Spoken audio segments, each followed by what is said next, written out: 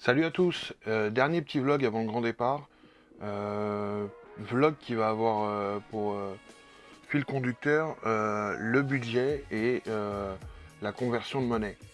Puisqu'il y a une semaine et demie, un truc comme ça, j'ai été changer mes euros en yens, une première partie du moins. Et comme on peut s'y attendre, moi je suis allé changer ma monnaie à l'aéroport à Roissy. Et comme on peut s'y attendre, changer son argent à l'aéroport coûte plus cher que d'y aller dans un bureau de change comme dans les grandes villes comme Paris ou autre. Ce qu'on ne sait pas forcément, c'est à hauteur de combien ils taxent. Et là, on atteint des chiffres assez vénères quand même. Puisque dans un bureau de change normal, on parle de 4 à 8%, peut-être 10% au maximum. Là, Roissy, ils ont pris 20%. Alors, pourquoi j'ai choisi d'aller quand même à Roissy? Juste pour des questions pratiques. Là où je suis, Roissy, c'est juste à côté. Euh, Ça me plaisait pas trop de me trimballer avec pas mal de liquide dans les poches jusque Paris, même si c'est rangé dans le portefeuille, même s'il n'y a pas spécialement de risque. Mais bon, on sait jamais, il se passe n'importe quoi. C'est bon, avec la poisse que j'ai, si c'est pour perdre mes thunes à quelques jours du départ, c'est pas la peine. Donc je suis allé à Roissy. Donc ils m'ont pris 20%. J'ai échangé une première partie, pourquoi? Puisque, tout simplement, le challenge un peu, c'est de partir avec une rente d'AH. Donc je le rappelle, c'est 860 euros. Moi je compte pas les 60 puisque il y a toujours des faux frais à côté, imprévus ou autres. Euh, sur les 800, donc que j'aurai le mois prochain, enfin là, demain ou après-demain, l'idée c'est que moi je paye déjà un box pour une de mes voitures à une centaine d'euros. Donc du coup, ça m'aurait fait que 700. Donc moi j'ai commencé à prendre de l'argent sur mon âge du mois dernier. Et puis pour avoir un peu de... J'en ai pris un peu plus pour avoir de l'argent en secours. Et si jamais il m'en reste pour me faire plaisir. Alors, on reste toujours sur le principe de se débrouiller avec 860 euros, enfin 800 euros là-bas. Sauf que si le tournage, enfin si ça merde, bon je le dirai, j'en ai eu pourtant. Mais il s'agit pas non plus que je reste à dormir sous les ponts là-bas ou quoi. Donc voilà. Pour ce qui concerne la conversion de l'argent, là à Roissy, ils m'ont pris, donc je sais pas si je l'ai dit là, une vingtaine de pourcents à peu près. Je crois que c'est 17, un truc comme ça. Donc pour 300 euros que j'avais déjà emmené, puisque je vais partir avec un budget total de 1000 euros quand même. euh, sur 300 euros que j'ai emmené, du coup, ils m'ont converti pour 240 euros. Ils ont pris à peu près, enfin 247, ils ont pris à peu près 50 euros de frais, ce qui est énorme. Mais bon, je m'y attendais. Et là où moi j'ai de la chance, où ça me sauve, c'est que il y a quelqu'un, enfin qu'on connaît, pas dans la famille, qui revient du Japon, qui avait une grosse somme de yens qu'il n'a pas dépensé. Il avait pour l'équivalent, je crois, de 1200 euros. Et du coup, les 700 euros que moi j'allais changer aussi dans un bureau de change, il va me les échanger, mais sans frais ce coup-ci. Du coup, c'est comme si que j'avais échangé ces deux sommes dans des bureaux de change sur Paris, donc avec un taux de change à peut-être 8-10%. C'est comme si que j'avais été les changer les deux, puisque j'ai payé 20% mais qu'une fois. Je sais pas si vous voyez ce que je veux dire. C'est un gros coup de bol, puisque évidemment, même si j'aurais été sur Paris pour la deuxième somme, chose qui m'aurait pas plu que la première fois, j'aurais payé quand même 10% là sur ce coup-là. Donc non, là je m'en sors à peu près bien sur ce truc-là. C'est un choix, hein, c'était question pratique. Sachez que vous, forcément, si vous allez dans un bureau de change, voilà. Puis moi, c'est pareil, retirer l'argent là-bas sur place et tout, galère. J'ai toujours des soucis avec ma carte bleue, puisque mon revenu principal sur mon compte, c'est la hache. Et quand notre revenu principal, c'est la hache, on n'a pas des cartes de folie, on a toujours des problèmes avec la banque. Moi, ça fait 10 ans que je fonctionne avec la même banque. Je suis jamais à découvert. Les seules fois où ça m'est arrivé, c'est 1 euro. Je crois le pire que ça a été 30 euros le mois dernier. Et genre le surlendemain, j'avais remboursé quoi. Enfin, voilà, donc, et malgré tout, il me bloque toujours mes plafonds. Tous les mois, il faut que je retourne à la banque redébloquer. C'est aberrant. Enfin bon, c'est comme ça. Bref, Au niveau du budget, voilà, je pars donc avec 1000 euros, en gardant en tête que j'aimerais bien me ramener des petits souvenirs ou des trucs, d'autant que toutes les personnes qui savent que je parte là-bas, la plupart me disent «Ah, ramène-moi quelque chose et tout». Les gars, on part dans un esprit de challenge. Alors, le truc qui, moi, me sauve un peu, qui va pas trop me coûter, c'est que déjà, moi, ça va être beaucoup d'exploration urbaine au niveau, sur tout l'univers de l'automobile. Donc, moi, je vais fouiller les garages, les magasins de pièces, les concessions, un peu tout ça. Je l'avais dit dans une précédente vidéo. Donc, tout ça, ce sont des trucs gratuits. Bon, après, faut pas se laisser tenter dans les magasins de pièces, parce qu'on en parlera après, ils sont terribles là-bas. Rien de comparable avec la France. De toute façon, la France n'est à hauteur d'aucun pays en ce qui concerne l'automobile, je crois. Et en plus, il faut savoir qu'au Japon, la plupart des musées sont gratuits. D'après les renseignements que j'ai pu de l'année sur différentes chaînes YouTube ou sur des jeux avec des gens que je connais qui sont de là-bas. Donc ça c'est génial. D'ailleurs, une petite parenthèse, ça serait vraiment énorme. Moi je trouve cette initiative excellente. Ça serait bien que ça se fasse en France. Pourquoi ? Puisque pour moi, tout ce qui est éducation, culture, art, tout ça, ça devrait être relégué à des plans un peu supérieurs par rapport à ce que ça l'est maintenant, puisque pour moi, quelqu'un à qui on donne la possibilité de s'instruire, on donne l'accès à l'instruction et à l'éducation et à la sensibilité artistique, bah forcément a envie de découvrir un peu plus et s'instruit, devient plus intelligent et donc par cheminement on devient un peu plus humble et un peu moins con. Et du coup on serait dans un pays un peu moins con. Bref, c'est pas une chaîne politique, on va pas s'attarder là-dessus. On parlait du budget. Moi je me suis prévu comme budget 10 euros par repas par jour. Ça peut paraître peu dit comme ça sur le papier, mais il faut savoir que déjà en France on mange pas pour 10 euros. Alors comme on voit physiquement, on se dit si lui il mange pour 30 euros. Hein, par exemple, je sais pas, on va au grec du coin ou au McDo ou quoi, ça nous coûte pas forcément 10 euros, à moins de se gaver par jour. Et là on parle d'un pays quand même où pas mal de plats, et notamment, je sais pas, moi je prends un exemple pareil que j'ai vu sur un youtubeur qui donnait cet exemple là. Le bol de nouilles est à 80 centimes, la paire de sushi à 80 centimes. Les bento, là-bas, qui sont des plateaux repas complexes, qui sont préparés au jour le jour dans les épiceries ou les magasins, ils sont, alors d'après ce que je me souviens, donc ils sont à moins de 10 euros, je crois qu'ils sont à 6-7 euros, un truc comme ça. Et le soir, comme ils vont les jeter vu que c'est fait au jour le jour, ils sont à moins 20, moins 50, moins 80%. Ça, au bout d'un moment, je pense que je vais m'en sortir.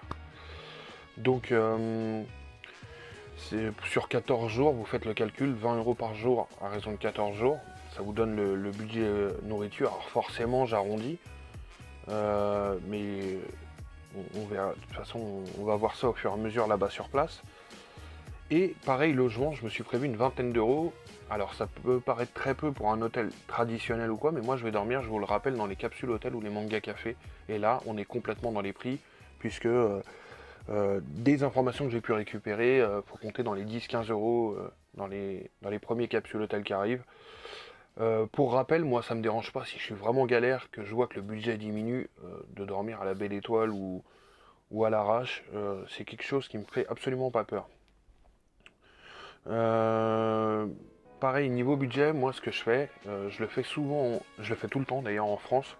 Alors déjà j'ai un tic, c'est que dans mon portefeuille, à différents endroits, je fais des petits tas de billets qui correspondent à des choses que je veux payer. Je marche essentiellement en liquide, je sais qu'on peut faire ça par internet. Moi je suis plus sur le liquide. Et donc du coup, d'un côté j'ai mon loyer de ceci, d'un côté j'ai ça à payer et tout. Et ça, c'est un moyen comme ça, comme un autre mémotechnique. Et je vais faire pareil là-bas avec les yens au Japon. D'autant que ça va être pratique puisque si on prend sur une base de 10 euros, c'est à peu près, je crois si je me trompe pas, 1234 yens, un truc comme ça. Donc j'arrondis à 1500 et j'ai plein de billets de 2000 yens. Du coup, à chaque repas, je sais que je vais sortir un billet de 2000 yens. Et truc que je vais faire comme en France, moi par exemple en France, un truc qui est à 15 euros, je sors un billet de 20, je casse beaucoup de billets. Je donne un billet de 20 et les 5 euros qu'elle me rend, je les mets dans un coin, je les stocke dans un coin et j'y pense plus. Et le coup d'après, je recasse un billet.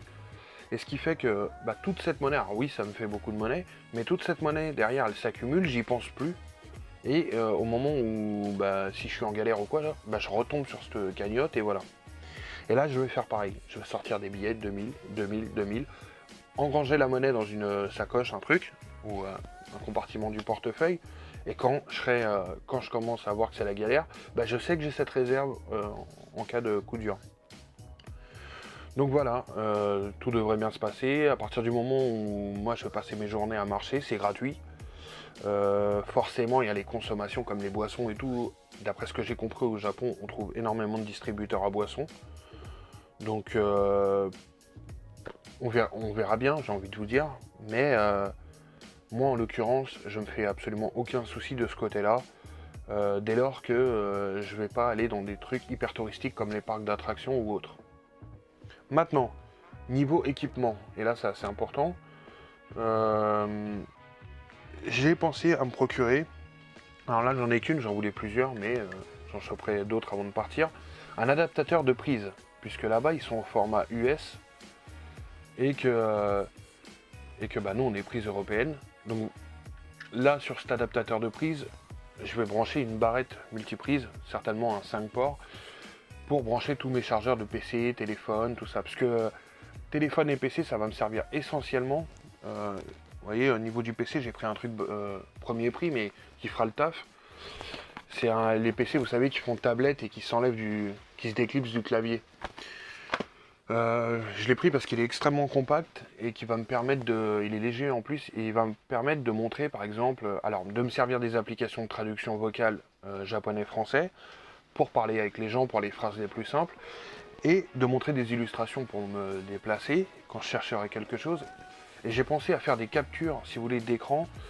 Je suis allé sur des traducteurs en ligne, et donc j'ai marqué les mots, j'ai noté des mots-clés style aéroport, restaurant, hôtel, et j'ai fait une capture d'écran à partir de ça. Donc c'est marqué en japonais et j'ai la traduction juste à côté en français. De là, moi, je sais ce que je montre à l'écran, et quand je cherche quelque chose ou que je suis en galère, je dis voilà, restaurant. Donc, je demande au mec, cherche un restaurant, voilà. Cherche un hôtel. Et là, il m'indiquera. Pareil, là où la technologie va pas mal m'aider, c'est que moi, en tant que malvoyant, déjà en France, ça m'arrive souvent de me servir du zoom de l'appareil photo pour voir un peu plus loin sur des trucs. Quand on m'indique une direction, on me dit c'est par là. Le mec en face de vous, il sait pas forcément que vous êtes malvoyant, il dit c'est par là. Il vous le montre du doigt, mais c'est à 500 mètres plus loin. Bon bah de là, il me le dit c'est par là. Moi je fais quelques pas parce que j'aime pas trop faire ça devant la personne. Et puis après je sors mon portable, hop je zoome et j'essaye de localiser à l'avance là où je veux aller. Des petites techniques. Alors c'est un paradoxe assez intéressant puisque les écrans me défoncent les yeux, mais ils me permettent pas de compenser, mais de pallier un petit peu à certaines difficultés dues au handicap. Alors c'est-à-dire que sur le court terme c'est bien, sur le long terme bah, ça me défonce un peu plus les yeux. Bref, c'est comme ça. Donc niveau équipement, donc j'ai des adaptateurs de prise, j'ai le PC portable, une mallette assez solide style que j'ai eu en magasin de bricolage, style alu et mousse à l'intérieur pour tout ce qui est mes documents importants, donc billets d'avion, tout ça, et les caméras, PC, tout ce qui est vraiment fragile. En plus elle est assez étanche, donc c'est plutôt cool. Donc tout ça, on va revenir un petit peu sur les sous, parce que j'aimerais faire une petite aparté sur les billets, que je trouve assez classe, mais à la fois assez classe et assez austère, parce qu'ils sont pas très très colorés. Je vous en montre un, avec ce billet de 2000 yens, là je vais vous parler des billets de 2000. C'est marrant parce que bah là ils sont tout neufs, alors, ils commencent à être un peu froissés parce que je les montre à tout le monde autour de moi. Mais alors, ils me font vraiment penser à des billets Smoby ou Monopoly. Ils sont tout raides, ils sont au toucher, ils sont rien de comparable avec nos billets à nous. Enfin, ça reste des billets, hein, mais c'est bizarre. Il y a un côté un peu fake, c'est marrant. Mais bon, c'est des vrais billets. Les billets font tous la même taille, ça, d'après ce que je vois. Hein. 2000, 1000, c'est la même taille. Bon, voilà. Donc au total, je devrais partir là-bas avec à peu près 120 000 yens. Comme je vous disais, 10 euros ça équivaut à 1230 yens, un truc comme ça. Donc niveau budget par rapport à moi, mon type de programme et mon type de dépense, c'est complètement plausible et envisageable et gérable. Bien entendu, il faut faire attention. Faut pas commencer à se dire oh bah c'est pas grave, je verrai à la fin, je dépense par-ci ou par-là. Il faut toujours être raisonnable. Là, c'est pas une variable, une constante évidente. Pour partir avec tout ça, je pars extrêmement léger et en même temps avec un sac assez complexe. Je pars avec mon sac à dos que j'ai acheté sur le site Sparco, je crois 44 €. Je le trouve excellent parce qu'il a une contenance qui est quand même pas mal, des compartiments un petit peu partout, pochette étanche, enfin pas étanche mais une pochette à l'intérieur, à l'extérieur, en façade, et il peut se prendre de 3 manières différentes, donc un sac à dos normal, lance habituelle que vous avez sur les sacs à dos, mais là ils vous en ont foutu une sur le côté pour le tenir, voilà, parce que des fois si on veut tenir un sac à dos avec lance du haut, c'est un peu chiant, il pend, tandis que là si on le tient par là, on est plus sur la largeur et puis ça fait un peu moins chier. Donc je pars essentiellement avec ça, donc m'échange, trousse de toilette, normale, et la mallette tech à l'intérieur. Le but étant de pouvoir rester très mobile et être le moins entravé possible par tout ce qui est sacoche, tout ça. Si j'aurai quand même ma sacoche sur moi que j'ai d'habitude, que je porte en bandoulière, où il y aura mon portefeuille avec les billets, parce que j'ai pas envie à chaque fois, je vais prendre un bol de nouilles, bon bah attendez, je sors mon sac, je sors la mallette, je sors la sacoche, je sors le portefeuille, je sors les billets. Au bout d'un moment, non. Donc voilà. Voilà quoi, niveau pickpocket, Tokyo, je pense qu'il y a pire comme ville pour se faire taper son oseille. Puis en plus, le mec, même si ça se fait à... Je dis une connerie, à l'aéroport de Roissy, on essaye de me faire les poches. Le mec est bien emmerdé parce que sur ma sacoche, la fermeture, on a souvent les fermetures qui se pètent. Je sais pas si je peux vous le montrer. Merde, il est où le truc? On va pas voir, en plus il pleut, donc il fait sombre. Là ici c'est pété, il n'y a plus le truc pour tirer. Du coup le mec, il faut qu'il vienne choper avec son ongle, qu'il tire dessus, par à coup en plus qu'il ouvre le truc. Je vais forcément le capter. Donc voilà, niveau matos, on en est là. Le budget, on a fait le tour. Après voilà, affaire à suivre. Il y aura certainement un vlog à Roissy, j'espère. Doha, je pense pas faire de blog. Je connais absolument pas, je connais pas leur politique au niveau de tout ce qui est prise d'image dans les endroits publics, tout ça. J'ai pas envie de. J'ai que 45 minutes d'arrêt.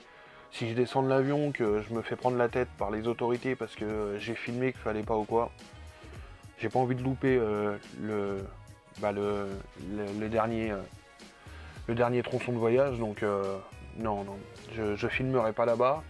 Je prendrai peut-être des images comme ça de l'avion ou quoi, mais pas à l'intérieur. De toute façon, sur internet, c'est assez fourni en images dans tout ce qui est aéroport du monde. Et puis voilà, je pense qu'on a fait à peu près le tour. Je filmerai forcément à Tokyo. Le truc que je vais essayer de faire, c'est pas dit que je réussisse, mais normalement, il y a 2 choses prévues. La première, c'est de faire un journal quotidien le soir sur la caméra. Alors soit je l'uploaderai en rentrant, soit je l'uploaderai au jour le jour là-bas, ça dépend de si je chope de la Wi-Fi. Puis si j'ai la foi de faire le montage sur le petit PC et tout, parce que j'ai un plus grand PC moi pour mes montages, mais celui-là c'est celui de voyage, du coup l'écran est petit et ça fatigue un peu plus les yeux.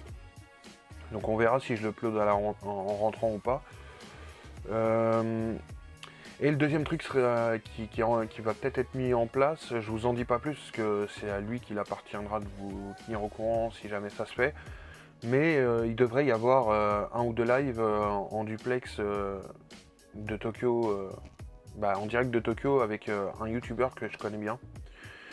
Donc ça c'est pareil, si ça se fait, je vous mettrai le lien dans la description et puis lui il l'annoncera sur sa chaîne. De toute façon je pense que si vous regardez ma chaîne, il y a des chances que vous le connaissiez lui.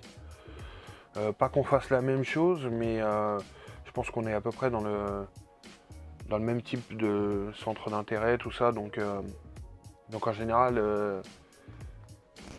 on se connaît à peu près tous. De toute façon, ça sera noté dans la description.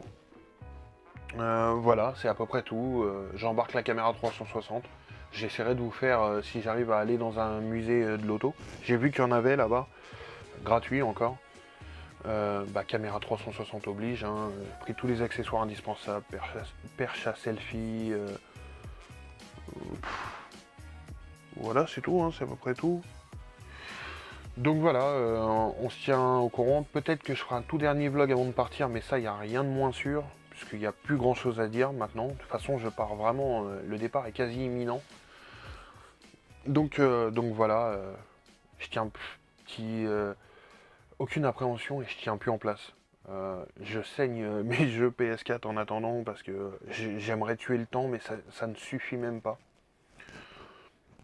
Mais bon, voilà, on est sur le départ et ça va le faire.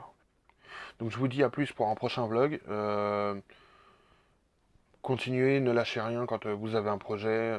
N'abandonnez surtout pas, il n'y a que vous qui pouvez réaliser vos propres projets. Personne ne viendra toquer à votre porte pour le faire à votre place. Putain, c'était dur là.